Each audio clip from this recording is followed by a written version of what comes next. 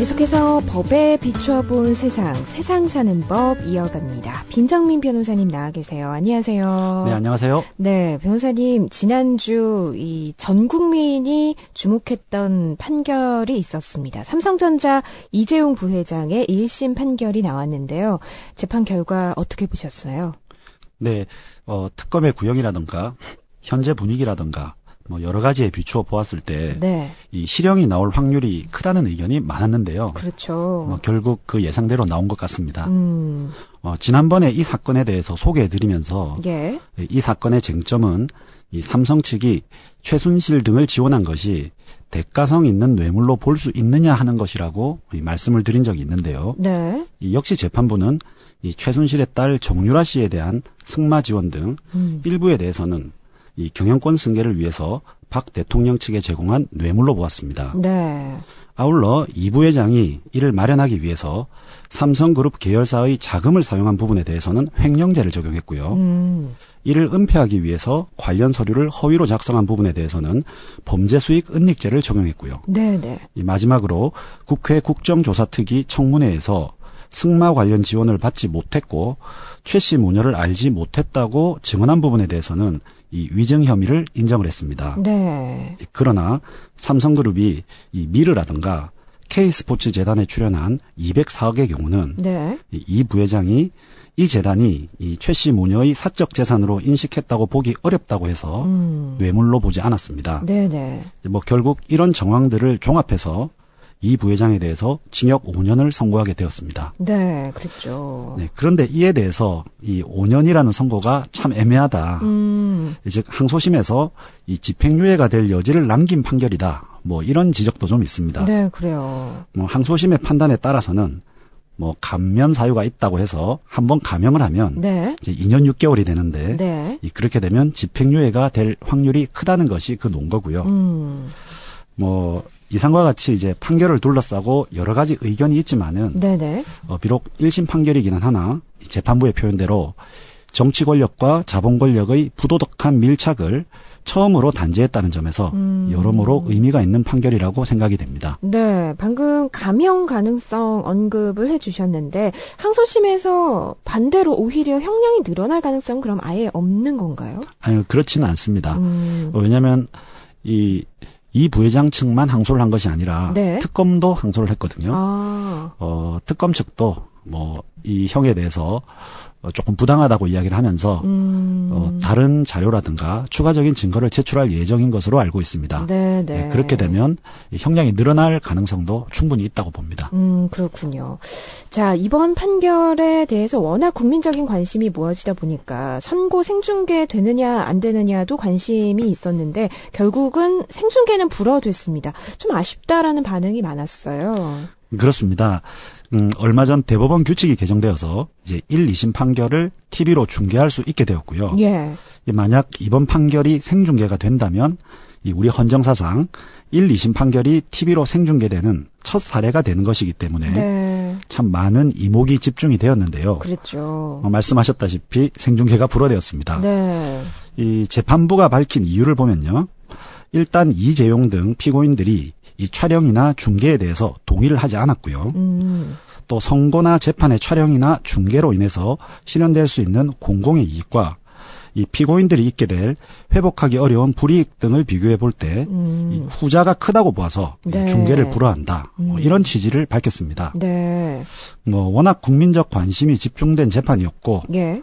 또 이어질 박 전 대통령의 재판에도 큰 영향을 끼칠 것이 예상된다는 점에서 공공의 이익이 크다면 크다고 볼 수도 있을 텐데 네, 그래도 근본적으로 아마 이번 선고의 대상이 이 선출직 공무원들이 아니라 네. 이 부회장 등이나 이분들이 이제 사기업의 임직원이라는 점이 다소 크게 작용하지 않았나 그렇게 생각이 됩니다. 네, 그렇군요. 말씀해 주셨다시피 이번 이재용 삼성 부회장의 재판이 박근혜 전 대통령에 대한 판결과도 맞물려 있습니다. 어떻게 될까요? 네, 앞서 말씀드린 바와 같이 이재용 부회장에 대한 선고의 핵심은 이 부회장이 박 전 대통령과 최순실 씨에게 네. 삼성 경영권 승계 및 지배구조 개편을 도와달라고 부정한 청탁을 하고요. 예. 그 대가로 이 최 씨의 딸 정유라 씨 승마훈련 지원 및 미르나 K스포츠재단, 영재센터 지원 명목으로 약 89억 원 상당의 뇌물을 공여했다는 것입니다. 그렇죠. 그리고 그 공여한 뇌물을 받은 사람은 다름 아닌 박 전 대통령이고요. 네네. 그래서 박근혜 전 대통령의 뇌물수수 혐의 역시 인정될 확률이 무척 클 것으로 보이고요. 특히 공무원의 뇌물수수 범죄는 상대적으로 민간인이라고 할까요? 네. 이재용 부회장에게 적용된 뇌물 공여죄보다는 상대적으로 엄하게 처벌이 되기 때문에 박 전 대통령에게는 보다 중형이 선고될 확률이 좀 커 보입니다. 네. 앞으로도 재판 진행 중이기 때문에 어떤 선고가 내려질지 한번 좀 지켜봐야겠습니다. 자, 그리고 정치권 얘기를 좀 해보죠. 지난주에 한명숙 전 총리가 2년 형기를 채우고 출소를 했는데 민주당의 추미애 대표가 기소도 재판도 잘못됐다 이런 말을 해서 좀 논란을 빚었죠. 대체로 부적절한 발언이었다 이런 지적이 많아요. 네, 대체적으로 법조계에서는 부적절하다는 것이 다수 의견으로 생각이 됩니다. 네. 이유야 어떻든 간에 이 한명숙 전 총리는 이 정치자금법 위반 혐의로 재판을 받았고요. 네. 1심, 2심, 3심, 즉 대법원까지 가서 그것도 모든 대법관이 모이는 전원합의체 판결을 통해서 유죄가 확정된 것입니다. 네.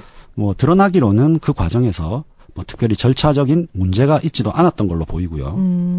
그런데 이 집권 여당 대표가 이 검사와 사법부에 대해서 인권 침해의 공범이라든지 사법 적폐라든지 네. 이런 표현을 한 것은 아무래도 좀 부적절하다. 네. 그런 것이죠. 네. 사실 사법부는 이 정치 논리에서 벗어나 정권의 변화와 관계없이 공정한 판결을 하여야 하고요. 그것을 위해서는 정치권이나 우리 국민들이 판결 내용에 관계없이 일단은 이 사법부의 권위를 존중해주는 태도가 필요한데요. 네. 그런데 집권 여당 대표가 거기다 다들 아시다시피 추미애 대표가 법조인, 특히 판사 출신이시지 않습니까? 그렇죠. 그래서 누구보다도 이러한 태도나 발언이 바람직하지 않다는 사실을 잘 알 텐데 특별한 근거도 없이 저런 발언을 연일 계속하고 계시는 것은 이 단순한 투정이나 하소연을 좀 넘어서서 좀 정도가 과하지 않나 하는 생각이 좀 듭니다. 그렇군요. 그런데도 이 한명숙 전 총리에 대한 표적 수사 이것에 대한 논란의 여지가 아예 없지는 않아요. 네, 사실 그런 여지도 분명히 있습니다. 그 부분은 앞으로 반드시 개선되어야 할 부분으로 보이고요. 예. 특히 수사권이나 기소권을 모두 가지고 있고 또 이러한 권한 행사에 대한 재량이 막강한 검사가 말씀하신 것처럼 별건 수사니 표적 수사니 하면서 이를 남용하는 것은 어떻게 막을 것인지에 대해서 분명히 고민이 있어야 할 것으로 보입니다. 네. 다만 어떻든 간에 이미 법원 판결로 확정되어서 집행까지 완료된 사안에 대해서 저런 식의 발언을 하는 것은 다시 한번 말씀드리지만 사법부의 권위를 흔들 수 있기 때문에 좀 자제하는 것이 좋아 보입니다. 네, 그렇습니다. 자, 어쨌든 문재인 대통령 사법개혁에 속도를 내고 있습니다. 대법원장에 김명수 춘천지법원장을 지명했는데 이게 정말 허를 찌를 인사다 이런 평이 많아요. 법조계의 반응이나 분위기는 어떤가요? 네, 법조계에서는 이를 두고 이 청와대가 사법부를 개혁하겠다는 강력한 의지를 표명한 것으로 보고 있습니다. 예. 지금까지 김명수 후보자가 보여준 어떤 개혁적 성향이라던가 또 수많은 선배 기수들을 제치고 후보자로 지명된 부분 등을 보았을 때 이 사법부의 분위기를 한번 바꿔보겠다는 그런 의지의 표현으로 받아들이고 있는 것으로 생각이 됩니다. 네. 일각에서는 아무래도 다소 보수적인 이 사법부의 특성에 비추어 보아서 지나치게 파격적인 것 아니냐 이런 우려의 목소리도 있지만요. 대체적으로는 좀 긍정적으로 받아들이는 것 같습니다. 그렇군요. 자, 그러면 이 사법개혁 현재 가장 먼저 이루어야 될 그런 과제랄까 현안이랄까 어떤 게 있을까요? 네, 우선 지적되고 있는 것이 사법부 내부적으로는 소위 법관 블랙리스트 파문으로 야기된 이 법관사의 내부의 갈등을 잘 봉합을 해야 될 것 같고요. 또 기존의 관행과는 다른 소위 기수 파괴 인사에 따른 이 고위 법관들의 동요도 좀 막아야 할 것으로 생각이 됩니다. 그리고 끊임없이 문제가 제기되고 있는 이 정치권 등의 외압으로부터 벗어나서 이 판사가 원칙과 소신에 따라 독립적으로 판단할 수 있는 시스템을 구축하는 것이 무엇보다 중요할 것으로 생각이 됩니다. 그리고 국민의 재판 청구권을 실질적으로 보장하기 위해서 뭐 1, 2심과 같은 사실심을 강화하기 위한 어떤 조치라던가 네. 또 지속적으로 증가하다가 이제는 폭주한다는 표현까지 하고 있는 이 대법원의 상고 사건의 처리에 관한 대안 등도 뭐 역시 좀 필요하리라 생각이 됩니다. 네, 그렇습니다. 자, 다음 이슈를 좀 살펴보죠. 다음 달부터 통신비 선택 약정 할인율이 25%로 인상이 됩니다.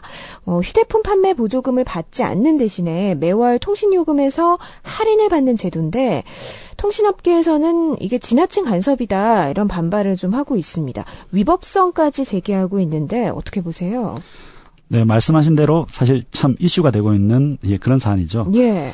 네, 이 선택 약정 할인율 방금 소개해 주신 대로 휴대폰 구입 시에 이동통신사에서 지원금을 받는 대신에 네. 매월 통신비의 일정액을 할인을 받는 제도인데요. 예.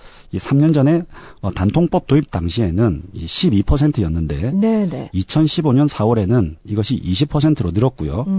이 문재인 정부 출범과 함께 이 가계통신비 인하 대책의 일환으로 25%로 상향하기로 결정을 했습니다. 네네.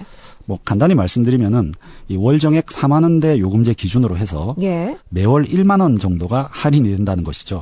상당히 크죠. 크네요, 정말. 네. 뭐 저희 같은 서민들의 입장에서는 정말 환영할 만한 제도인데요. 그럼요. 근데 이것이 제대로 시행될 수 있을지는 조금 미지수입니다. 왜냐하면 이동통신사들이 반발하고 있기 때문인데요. 예. 이들이 반대하는 논거 중에 법리적인 부분만 일단 말씀을 드리면 네. 바로 외국인 투자자들의 반발 및 이에 따른 WTO 등에 대한 국제적인 법률 분쟁의 발생 위험 때문입니다. 사실 이동통신 3사의 주주는 이 절반 정도가 외국인 투자자들이라고 알려져 있는데요. 네네. 실제 이들이 이 정부의 이런 일방적인 인하에 대해서 회사 측에 대해서 철저한 대응을 요구하고 있다는 소식도 들리고요. 그리고 정부의 통신비 정책이 실행되고 예. 이로 인해서 이들 이동통신사의 주가 하락이 현실화되면 이 주주가치 훼손을 이유로 이 WTO 등에 제소될 가능성이 있고요. 항상 그렇지만 소가 제기되면 네. 이 승소 여부를 떠나서 네. 정부는 이제 수백억 대의 소송 비용을 들여야 하면 물론이고요. 그렇죠. 만에 하나 패소될 경우에는 네. 이 정책 신뢰도 하락 등으로 국제적인 명성에도 이제 심각한 타격을 받을 우려가 있기 때문입니다. 이러한 이유들 때문에 현재 통신 3사는 이 정부의 정책에 대해서 일단 집행정지 가처분 신청 등을 통해서 정책 시행을 막고 네. 이후 이제 본안인 행정소송을 통해서 해당 처분의 취소를 구할지 여부를 고민 중인 것으로 알려져 있습니다. 네. 이 새로운 보조금 정책이 이 9월 15일부터 발효되는 만큼 네네. 그 이전에 아마 이동통신 3사가 무엇인가 입장을 정해서 밝힐 것으로 생각이 됩니다. 네. 이 정책이 소비자 입장에서는 상당히 환영할 만한 정책이긴 한데 사실 휴대폰 약정 기간 끝나고 재계약하면 요금이 할인되는데 통신사들이 이걸 사람들한테 안 알려줘서 무려 1,000만 명이 바가지를 썼다. 이런 사실이 감사원 조사 결과 드러나기도 했었잖아요. 여전히 자신이 약정 할인 대상자인지 모르는 소비자들이 많은데 이런 통신사들의 소극적인 태도 이건 좀 법적으로 문제는 없는 건가요? 자동적으로 할인이 적용되도록 강제할 수단은 없을까요? 그러고 보면은, 저도 변호사지만, 예. 다른 일에 바쁘다 보니, 네. 약정이 끝났는지, 할인이 되는지, 사실 네. 저도 잘 몰랐습니다. 그러니까요, 몰라요. 네. 그러다가 뒤늦게 신청을 했는데요. 다른 분들은 오죽하실까 싶습니다. 네네네. 그리고, 자동적으로 할인이 되는 문제에 대해서는, 그렇게 되면 정말 좋겠지만, 네. 이게 근본적으로는 이제 사적 영역의 계약의 문제거든요.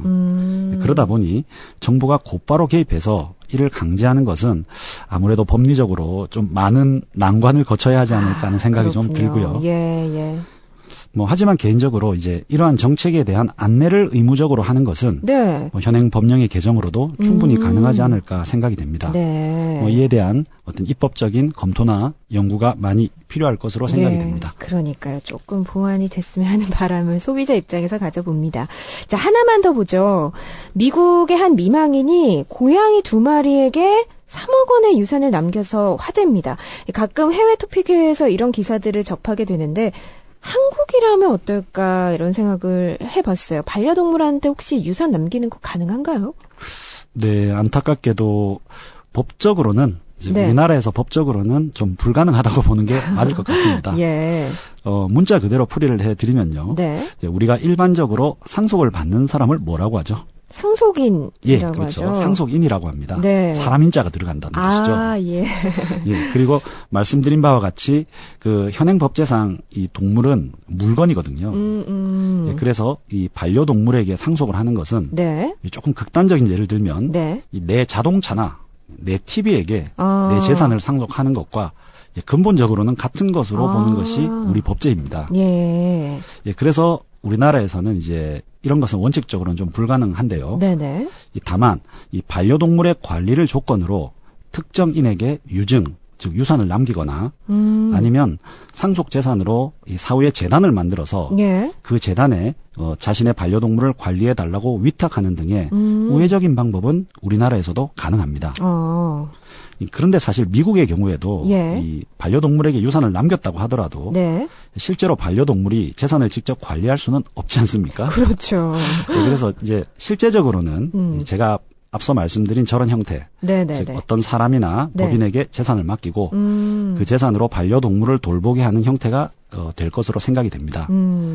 뭐 하여튼 반려동물에 대한 관심이 커짐에 따라서 네. 이제 이런 류의 문제들도 앞으로 법적 사회적 쟁점으로 많이 부각될 것으로 생각이 됩니다. 네, 오늘 재밌는 이 해외의 판결까지 살펴봤습니다. 오늘 세상 사는 법 여기까지 듣죠. 지금까지 빈장민 변호사였습니다. 고맙습니다. 감사합니다.